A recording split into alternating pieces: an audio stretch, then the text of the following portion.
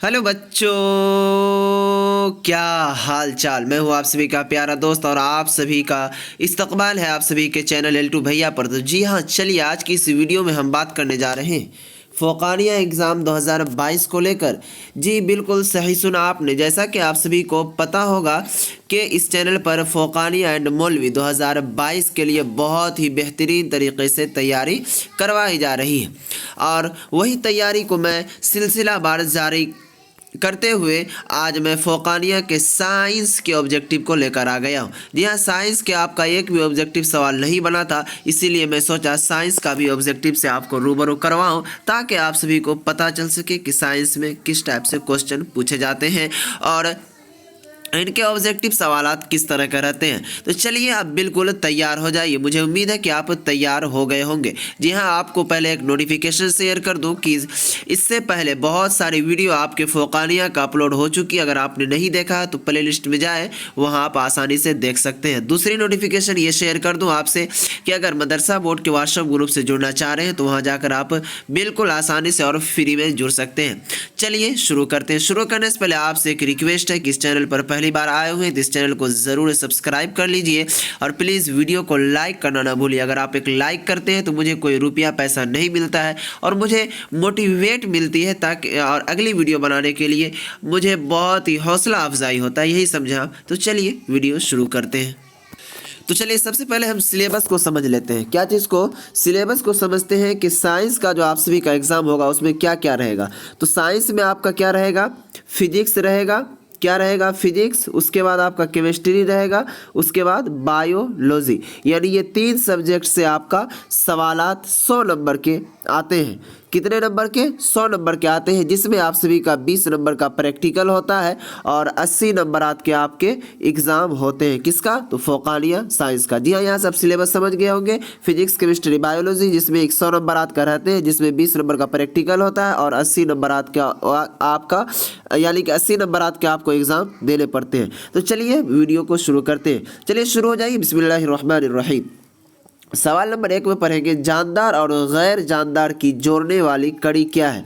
तो जानदार और गैर जानदार को जो जोड़ने वाली कड़ी है ना बच्चों, वायरस है। क्या है? वायरस। केला और नारियल ज़्यादा मिकदार में कहाँ पैदा होता है? तो जवाब केरल में।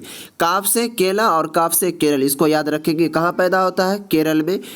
केला और नारियल की बहुत अधिक पैदावार है। उसके बाद दलहन पौधों की जड़ों में सबसे छोटे जानदार को क्या है? दलहन पौधों की जड़ों में सबसे छोटे जानदार कौन से रहते हैं? तो इसका डायरेक्टली आंसर हो जाएगा राइजोवियम। यहाँ तक आपको कोई दिक्कत नहीं होगा। चलिए अब अगले क्वेश्चन की तरफ जब बढ़ते हैं। कह रहा है कि दूसरों पर मुनहसर रहने वाला जानदार डाइस है। जो दूसरों पर जो मुनहसर रहने वाला जानदार कौन है? प्लाज्मोडियम। अगला क्वेश्चन है, मलेरिया फैलाने वाले जरासीम। क्या है? मलेरिया फैलाने वाले जरासीम डाइस रहते हैं। तो ये जाएगा मादा है, ये मच्छर के जिस्म में रहते हैं मलेरिया फैलाने वाले जरासीम। अगला क्वेश्चन देखेंगे, लाइकेन में शैवाल कोक के दरमियान जानदार से मुताल्लिक क्या है? तो इसका डायरेक्टली आंसर हो जाएगा सहूकारिता। अगला क्वेश्चन है कि अगर सांपों की तादाद घट जाए तो कौन सा असर पड़ेगा?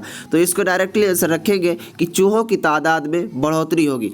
अगर यहाँ से आप समझें कि अगर क्या कहते हैं, सांप की तादाद अगर घट जाएगी तो चूहा जो होता है ना उसकी तादाद बढ़ जाएगी। आपको क्वेश्चन इसी टाइप से रहेगा। अगला क्वेश्चन है, नस्ली इम्तियाज़ात डैश पैदा नहीं करता है। जवाब, तो माहौल में तब्दीली पैदा नहीं करता है। उसके बाद कह रहा कि ऊँट को डैश का जहाज़ कहा जाता है। आपको पता होगा कि रेगिस्तान का जहाज़ कहा जाता है। किसको? ऊँट को।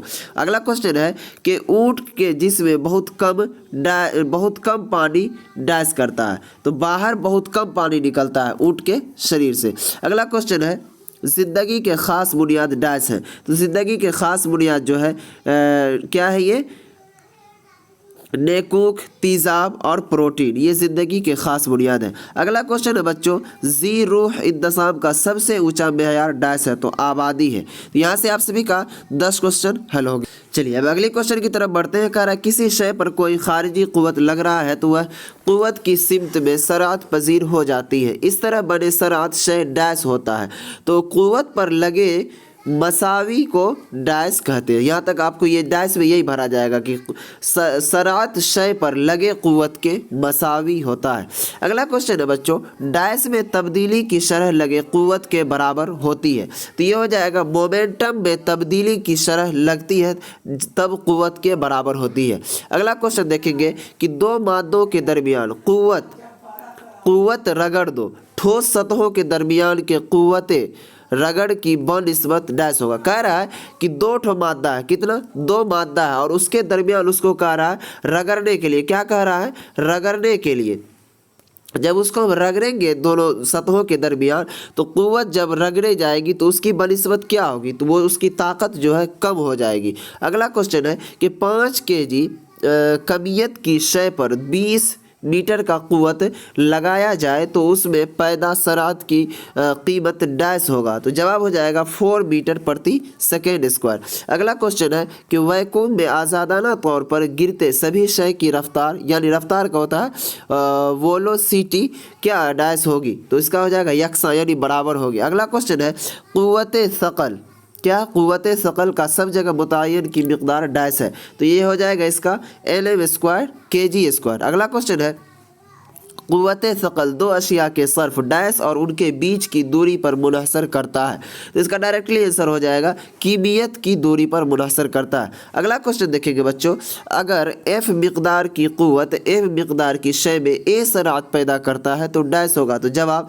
a ओम मीटर 1 होगा। अगला क्वेश्चन देखेंगे किसी आंसर का सबसे छोटा टुकड़ा डैश कहलाता है, तो किसी आंसर का सबसे छोटा टुकड़ा जो जौहर कहलाता है। अगला क्वेश्चन देखेंगे कि बारूद डैश होता है, तो बारूद मखलूत होता है। अगला क्वेश्चन देखेंगे कि मादा के जौहरी कलिया के मौजद कौन थे, तो जवाब डाल्टन थे। अगला क्वेश्चन देखेंगे वह आंसर जो सयाल की शक्ल में पाया जाता है उसे पारा कहते हैं। पारा आप जानते हैं थर्मामीटर को कहता है, किसको कहता है, थर्मामीटर के अंदर रहता है। जब बुखार मापा जाता है ना कितने डिग्री का है, तो वही तो पारा के थर्मामीटर के अंदर पारा रहता है, उसी का कह रहा है। उसके बाद कह रहा है कि बिरंजक सुफूफ है, बिरंजक सुफूफ डैश है, तो जवाब मुरक्कब है। अगला क्वेश्चन है कोयला डैश है, कोयला एक डैश है, तो इसका डायरेक्टली आंसर हो जाएगा आंसर है, कोयला एक आंसर है। अगला क्वेश्चन देखेंगे पानी एक डैश है, तो पानी एक मुरक्कब है। उसके बाद देखेंगे कि न्यूट्रॉन के डैश मौजूद थे, तो जवाब चीडूक मौजूद था। अगला है कि किसी जौहर में यकसा तादाद में पाए जाने वाले ज़र्रात डैश हैं, तो किसी जौहर में यकसा तादाद में पाए जाने वाले ज़र्रात जो है इलेक्ट्रॉन और प्रोटॉन हो जाएगा। अगले क्वेश्चन की तरफ बढ़ते, चलिए अब अगले क्वेश्चन की तरफ देखिए बच्चों। कह रहा है कि मंदरजा झेल में से विक्टर कौन सा है, तो इसमें विक्टर जो हो जाएगा डायरेक्टली आपका आंसर हो जाएगा ऑप्शन नंबर बी हो जाएगा, यानी डिस्प्लेसमेंट। अगला क्वेश्चन देखेंगे बाबू कि मंदरजा झेल में किस ग्रुप में सभी हिंद से वेक्टर हैं, तो इसका डायरेक्टली आंसर हो जाएगा रफ्तार, सरात और कुव्वत में।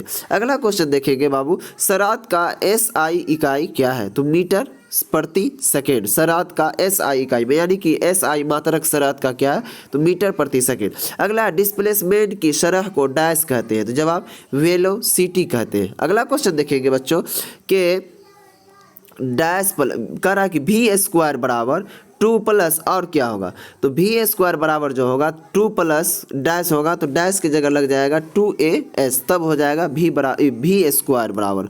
अगला क्वेश्चन देखेंगे, यहाँ देखेंगे क्वेश्चन को अच्छी तरह से आप गौर से देखिए। कह रहा है कि जौहर के महूर में डैश रहता है, तो प्रोटॉन और न्यूट्रॉन रहता है। अगला कह रहा है कंपत की तादाद बराबर, यानी ये है कंपत है, इसकी तादाद बराबर पूछ रही है क्या होगा, तो जौहरी तादाद प्लस और क्या होगा, तो प्लस न्यूट्रॉन की तादाद। जब ये दोनों को मिलाएंगे ना, जौहरी तादाद और न्यूट्रॉन की तादाद, तब जाकर कंपत की तादाद बनेगी। जौहरी तादाद क्या है, तो इसको देखेंगे। जौहरी तादाद जो है जौहर के महूर में, जो जौहर के महूर में मौजूद इकाई मुशियत चार्ज, प्रोटॉन की तादाद, आंसर की तादाद जौहरी तादाद कहलाता है। अगला क्वेश्चन देखेंगे बच्चों, कैल्शियम में प्रोटॉन की तादाद डैश है, Cl का मतलब होता है कैल्शियम, तो इसमें प्रोटॉन कितना रहता है, तो 17। अगला क्वेश्चन देखेंगे कि रेडियो एक्टिव आंसर डैश है, तो इसका डायरेक्टली आंसर हो जाएगा गैर मुस्तकिल। अगला क्वेश्चन देखेंगे बच्चों, थ्योरेम एक डैश है, तो रेडियो एक्टिव है थ्योरेम। अगला क्वेश्चन देखेंगे कि बेटा जर्रा का चार्ज होता है क्या चीज़ से, तो -A। अगला क्वेश्चन देखेंगे, कुदरती रेडियो एक्टिव के डैश मौजूद थे। तो ये हो जाएगा हैजी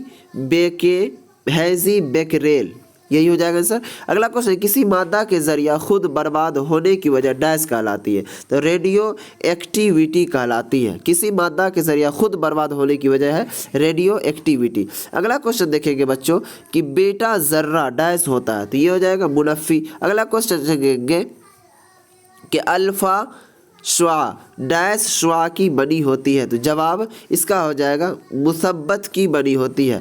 अल्फा श्वा डैश श्वा की बनी होती है, तो किसका? मुसब्बत श्वा की बनी होती है।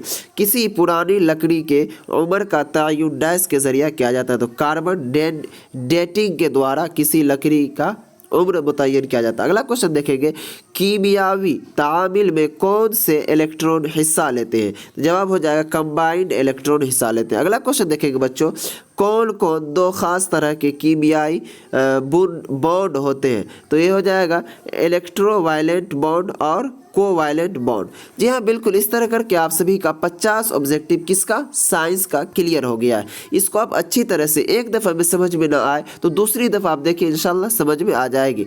आपको फिर मैं कह दूं कि इसमें अगर कोई गलतियां आपको नज़र आ रही होगी, कोई क्वेश्चन, तो हमारे कमेंट बॉक्स में ज़रूर बताइएगा और मैं इंशाल्लाह जहां तक हो सकेगी उसको सुधारने की कोशिश करूंगा। अरे इंसान है, गलतियां अगर होंगी नहीं तो सुधार कैसे होगा, चाहे हम हो चाहे आप हो। जी हाँ दोस्तों, आप चैनल पर बने रहेंगे और बताएंगे कि ये वीडियो आप सभी के लिए कैसी लगी और अगली वीडियो आपकी कौन सी चाहिए, वो वीडियो मैं इंशाल्लाह तैयार करूँगा और जो रूटीन चल रहा हो तो आपका रूटीन चलेगा ही। तो फिर मिलेंगे अगली वीडियो अगली टॉपिक के साथ। तब तक आप इस चैनल पर बने रहिए।